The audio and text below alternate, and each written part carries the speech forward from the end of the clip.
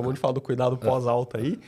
E quando o Ari veio, em 2022, tinha acabado de sair o Team Trial, né? O Team Trial só em outubro. Conversamos bastante. Na semana ia ter a apresentação da Carol. Exatamente, E aí agora, acabou de sair o artigo que o Ari foi o primeiro autor agora da análise secundária do Team Trial. Peraí, então, obrigado por ter cortado. Manda bala, velho. Não, do diabetes, né? Isso, que é a relação entre diabetes e eventos adversos no paciente crítico que está sendo mobilizado, cara.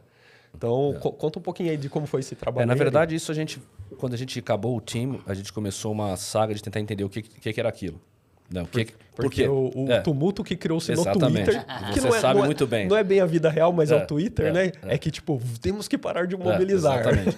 E aí tumulto e Twitter é pleonasmo, velho. E aí a gente tentou trabalhar de uma forma que era assim, primeiro mostrar que não era não mobilizar, que você sabia bem disso, a gente conversou, era usual care, e usual care recebeu mobilização também, era só uma coisa diferente. Mas aí a gente tentou entender o que era aquele achado, né? E a gente tentou investigar de várias formas. Nenhuma das análises de subgrupo pré-especificadas que saíram no trial mostraram qualquer heterogeneidade de efeito, né? Mudança do tratamento. Mas aí a gente começou a ter uma coisa com machine learning de tentar identificar. A gente roda uma análise assim para um monte de características dos pacientes e tentar identificar onde que existe uma diferença. Óbvio que isso, do ponto de vista purista da medicina baseada em evidência, como vocês sabem, assim, se não foi pré-especificado, não tem tanto valor. Porque se você não pré-especificou a análise de subgrupo, você perde poder, etc. A gente sabe que isso é verdade. Mas a gente também entende que quando você acha um efeito extremamente significativo de outra forma, isso tem que ser investigado. E foi isso que todas as análises que a gente fazia apontavam o diabetes como sendo um problema. Sempre apontava, o paciente com diabetes vai muito pior. O paciente com diabetes que você mobiliza usando a intervenção do TIM, ele vai muito pior do que o paciente sem diabetes que você usa a mesma intervenção. Então tem alguma coisa aqui, Ari, mas não foi pré-especificado, pode ser um achado estatístico espúrio. É uma tendência, pô. Pode, mas quando você acha que a mortalidade aumenta em quase 4 vezes, você fala, pode até ser espúrio? Pode, mas é difícil que seja espúrio, né? Você tem que tentar entender o porquê. E aí a gente fez isso, existe um impacto enorme que não está no paper, a gente resolveu tirar isso do paper por conta de complexidade, mas é um próximo passo do IMC. Parece que o paciente com IMC mais alto, parece que o IMC é que tem um grande impacto aí, mais às vezes até do que a diabetes. Mas aí tinha um interplay muito complexo ali, que ia ficar difícil explicar. Mas parece que o IMC talvez seja até pior do que a diabetes como marcador de problema com a intervenção que foi sugerida no time. E aí a gente achou esse achado e, obviamente, a gente enviou para publicação, recebemos várias críticas por conta do não é pré-especificado, pode ser um achado. E você precisa tentar entender o porquê que aconteceu isso. Tá, tudo bem, mas por que o cara com diabetes vai tão pior do que o cara sem diabetes? E aí a gente pegou alguns dados adicionais, então a gente encontrou uma maior incidência de hipoglicemia, uma maior incidência de hipotensão, necessidade de vasopressor no paciente com diabetes mobilizado usando a intervenção do TIM. Então parece que esse paciente, por algum motivo, parece que ele sofre mais as consequências de uma mobilização um pouco mais intensiva. E aí pode ser mais hipoglicemia, mais hiperglicemia severa, pode ser mais, talvez, arritmia, que a gente não documentou. E aí agora a gente está começando um estudo observacional, onde a gente vai monitorizar esses pacientes com monitor de glicose contínua, aquele que com PETzinho, e com débito cardíaco e etc. contínuo também, e usando a intervenção do TIM ou a intervenção do usual care, para tentar entender se acontece isso mesmo, né?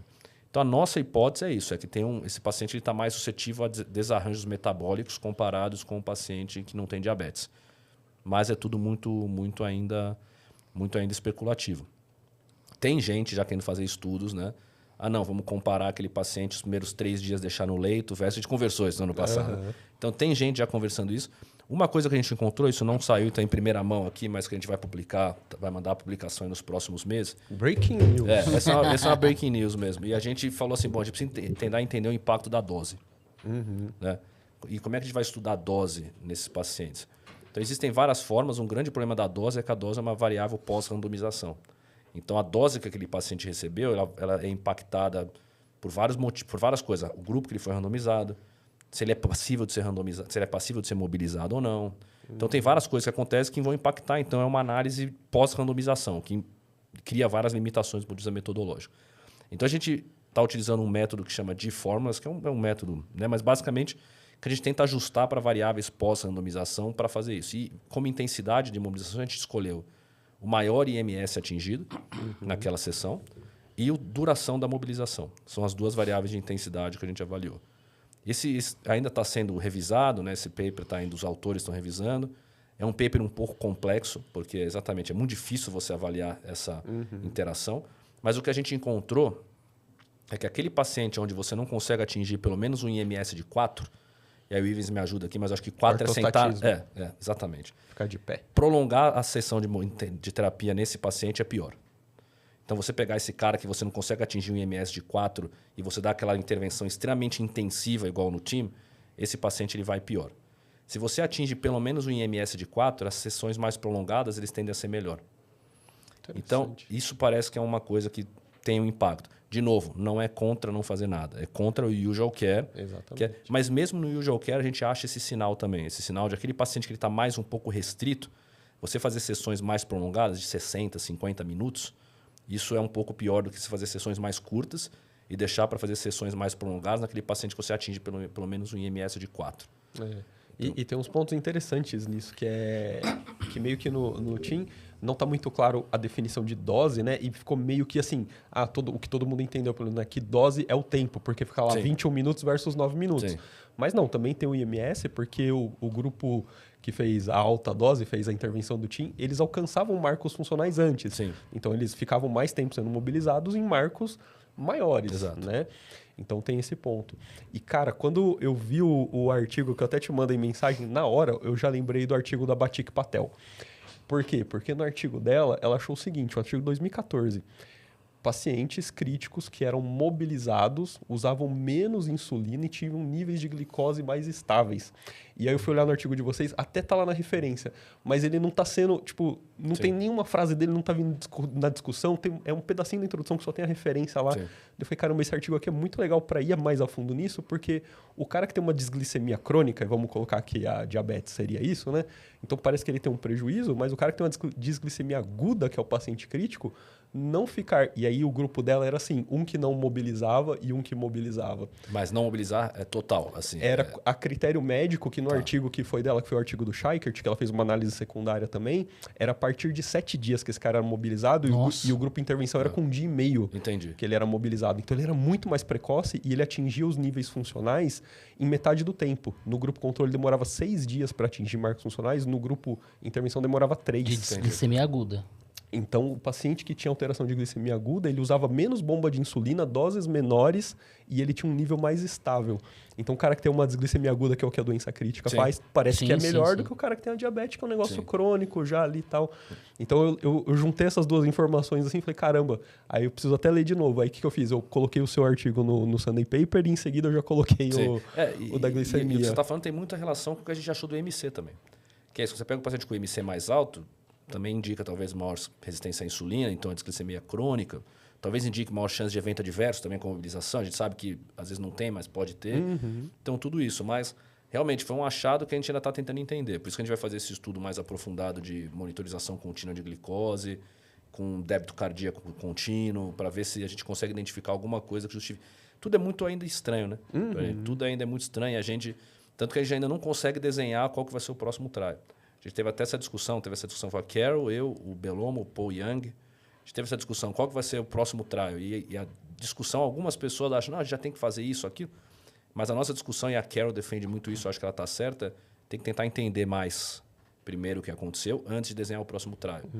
Porque o próximo trial, às vezes, a gente vai estar fadado a fazer alguma coisa que a gente não conseguiu entender e não vai chegar em lugar nenhum. Então, a gente precisa entender de forma mais profunda o que aconteceu no time, para aí a gente desenhar o próximo trial. Né? Aquele monte de evidência não responde nada. Exato. Né? Não adianta você ficar fazendo um estudo só para falar assim, vou fazer um estudo só para conseguir um grant, fazer. Para continuar fazendo. Exatamente. Né? Então, esse estudo da dose vai sair. Tem um outro estudo que a gente está fazendo, que esse eu quero fazer, que já tem alguma coisa aí desenhada com um grupo americano, mas que a gente ainda tem que ver o que vai sair do estudo deles, porque talvez a gente vai ter que fazer o nosso próprio, que é entender a individualização do tratamento. Vocês devem ter visto aquele paper do JAMA, de março, do target de SPO2 individualizado. Sim. Então, a gente, por exemplo, a gente já fez isso para dexmedetomidina, para Precedex, por exemplo, do SPICE 3.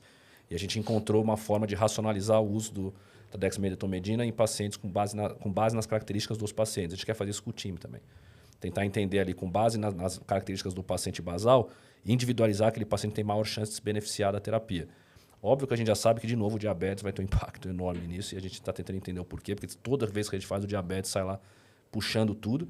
Mas a gente consegue encontrar, ó, se o cara não tem diabetes, é mais jovem, a admissão é clínica e não cirúrgica, ou vice-versa, esse cara tem maior chance de se beneficiar da terapia comparado ao cara que é o Precedex. O que a gente achou no Precedex é sempre aquele paciente que é mais idoso e menos grave, numa admissão muitas das vezes pós-operatória, esse cara, o Precedex, vai muito melhor do que o doente jovem grave admitido por causa de condição clínica. Então isso a gente está tentando entender com o time também antes de pensar nos próximos passos. Você conhece a Julie Bernhardt? Só de ler, que assim. é a autora do Avert. Que a gente discutiu muito esse, exatamente. Cara, eles estão nesse caminho, entendendo qual que é a dose para o doente com AVC. E eles estão mais avançados, porque eles começaram... A Julie está fazendo isso aí. O Avert é antigo. A Julie já estudou tudo que é aspecto no Avert e eles estão nesse trial agora, que é o Avert Dose. Eles estão tentando achar qual que é a melhor dose para o paciente com AVC, porque também faz diferença para o AVC o tempo que ele inicia e o quanto você exige dele nos primeiros dias. Dose, eles estão julgando o que é a dose para eles? Então, aí tem um monte de coisas lá também que eles vão julgando. Tem o tempo, tem o nível de mobilidade, tem tudo isso aí também envolvido, porque dose, no final das contas, tem um monte de coisa, né? Sim. É igual a gente na academia. Sim. Então, tem o número de repetições, tem o número de séries, o tempo de peso, descanso que eu dou, tem a carga né? Qual que é o tipo de treino que eu tô fazendo, porque treino elástico é uma coisa, treino com máquina é outra, e o treino de mobilidade, que é só o peso do corpo e fazer as atividades de vida diária também é outra. Sim. Então, puta, é complexo da gente definir só o peso do corpo. O cara falou isso na minha frente, velho. Então, aí varia até nisso, né? Tá vendo? Até nisso. Falar que eu vou fazer exercício com o peso do corpo é uma coisa, para Augusto é outra, pô. Se eu faço calistenia, filho, eu saio aí, bodybuilding daqui. Mas a gente discutiu bastante até os achados desse do AVC, né? Para tentar entender. E é isso, a gente tentou também simular momentos diferentes de iniciação. Tá? Inicia no dia 1, inicia no dia 2, inicia no dia 3. Eu acho que eles fizeram isso também um pouco. Mas a gente não conseguiu encontrar grandes diferenças porque aí é basicamente simulação, não é mais vida real. A gente está simulando estatisticamente se eu atrasar a intervenção, ao invés de começar no dia da randomização, começar 2 dias depois. Né? E a gente não encontrou grandes diferenças no resultado final fazendo isso. Mas é porque aí a gente começa a trabalhar com extrapolação do dado, né? Com simulação. Então, o Avert tem estudos que falam assim, 24 horas versus... Eles fizeram uma análise... Fizeram isso, exatamente. Bem mais específica. Então a gente ainda está tentando entender os achados aí do time. Aí vai ter... Então a gente vai estar acabando esse de dose agora. Devemos entrar em alguma coisa aí de individualização de tratamento. A gente provavelmente vai ter que escrever essa parte do IMC. De alguma forma a gente vai ter que apresentar esses dados, seja numa research letter ou até num paper, porque o IMC mostrou ter um impacto enorme aí também. E aí agora publicar esse da dose e depois tentar ver o que a gente vai puxar mais. Mas a gente com certeza vai fazer esse observacional nos diabéticos para entender o que está acontecendo. É interessante, porque foi a expressão ali da coisa foi grande ali, né? Você que trabalha, por exemplo, você que trabalha muito com isso, te perguntasse como é que você desenharia o próximo trial? Até tentando pegar aqui uma ideia. Por exemplo, o que você faria? Você pensaria de que forma? Pesada essa pergunta, hein? Cara, é porque assim, ó, eu não sei, é difícil falar só vendo os trials, né? Esse fim de semana lá no Cefira, eu tava conversando com o David McWilliams, que é um fisioterapeuta lá do Reino Unido, que publica pra caramba também, e ele criou a Manchester, que é uma escala bem parecida com a IMS. E a gente tava discutindo isso. E aí, qual que vai ser o futuro da mobilização? É só mobilidade ou é exercício? Sim. Porque tem uma diferença grande de eu avançar em níveis de mobilidade, sentar, ficar de pé e andar, e eu fazer exercício, porque meu paciente pode ficar beira-leito, mas eu tô aqui fazendo exercício resistido, eu tô dando eletroestimulação nesse cara. Então, qual que é o caminho que a gente vai seguir, né? E aí tava essa discussão, porque a prática da mobilização, ela é muito diferente no mundo todo, cara. Sim. Aqui no Brasil, a gente usa muita eletroestimulação, por exemplo, quando o cara tá sedado. Lá na Europa, eles quase não usam. Lá na Austrália, eu não sei como que tá a prática. Nunca vi usar também. Mas, se nunca viu, é porque deve usar muito pouco, né? Até pela rotina que você falou. Acabou de sair o trabalho da Michelle Coe, que mostrou que o cicloergômetro não mudou desfecho mais uma vez. Mais um estudo negativo aí pro cicloergômetro. Então, é muito variável, cara. Então, é difícil a gente pensar nisso, né? Mas eu gosto muito de pensar que a mobilidade, o nível que a gente chega na mobilidade, se ele senta, se ele fica em pé ou se ele anda, e o exercício resistido vai fazer diferença, porque quando eu falo em músculo, eu tenho que pôr carga.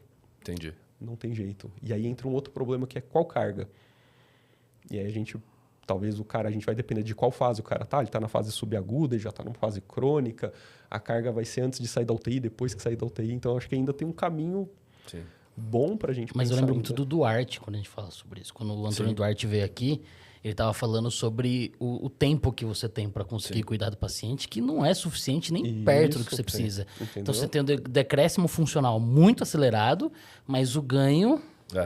Então, será que talvez a gente tenha que investir tanto nesse processo de fibra mesmo, muscular, ou só vamos colocar o cara para fazer atividade de vida diária, mobilidade, independência, o máximo de independência funcional possível, e aí talvez ter aí uma cultura, um programa, e aí agora eu cito a Carol Fu, né? De, você vai sair, a partir de agora você vai ter esse acompanhamento aqui, ó. Isso, Vai ter o seu cuidado. Sim.